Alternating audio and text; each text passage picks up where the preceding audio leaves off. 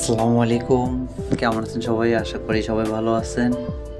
তো আপনাদেরকে গতকাল বলছিলাম, একটা পোস্ট করছিলাম ফেসবুকে যে আমি আগামীকাল শরীয়তপুরে আসবো। তো সেই ক্ষেত্রে আজকে শরীয়তপুর গেছিলাম।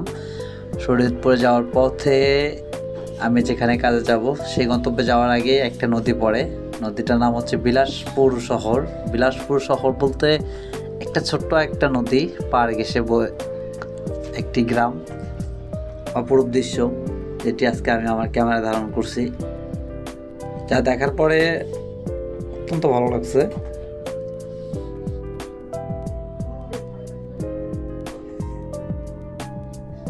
এবং নদীতে যে মানুষ গোসল করে এখনো, এটা দেখলাম।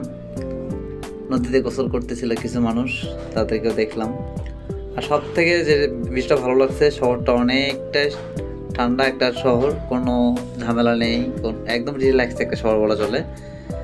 না মানুষের কোনো হানাহানি আছে, না গানাগানি আছে, বা রোডেও কোনো জ্যাম নেই। তো রোডের জ্যাম না থাকার কারণে অটোওয়ালা ঠিক যে অটো টানতেছিল, সে অটোতে করে যাচ্ছিলাম। পরে দেখি সুন্দর সুন্দর দৃশ্য। গ্রাম দেখতেই আসলেই সুন্দর। আমাদের শহরে যে জীবনটা আমরা ধারণ করে থাকি বা অতিবাহিত করে থাকি প্রতিদিনের পথ চলা, এদের জ্যাম ঠেলতে হয়, এত গ্যাঞ্জাম। আর গ্রামটা হচ্ছে একদম নিরিবিলি একটা গ্রাম, যেখানে আপনার পরে কেউ কথা বলার নেই, তারপরেও আর কেউ কথা বলার নেই। মানে যে যার মতো থাকতেছে, যে যার মতো ঘুরতেছে ফিরতেছে, খাইতেছে চলতেছে, কোনো ঝামেলা নেই। আমাদের শহরের যে জীবনটা ব্যস্তময় একটা জীবন, সারাটাক্ষণ একটা না একটা কাজ করেই থাকে, কিন্তু গ্রামে তা না। গ্রামের মানুষ এই টাইম মতো খাওয়া দাওয়া, টাইম মতো ঘুম, 8টার ভিতরে তারা ঘুমায় যায়।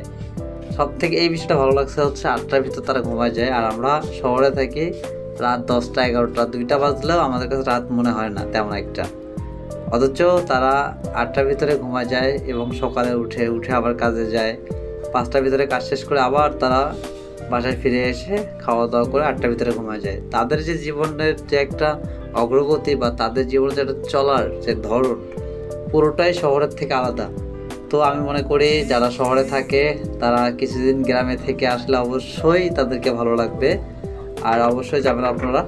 তাদের যে একটা পথ চলা দেখলে অনেক ভালো লাগে। আমি মনে করি সবাই গ্রাম থেকে যারা শহরে আসে তাদেরকে খারাপ লাগে, আর যারা শহর থেকে গ্রামে যায় তাদেরকেও খারাপ লাগে। তো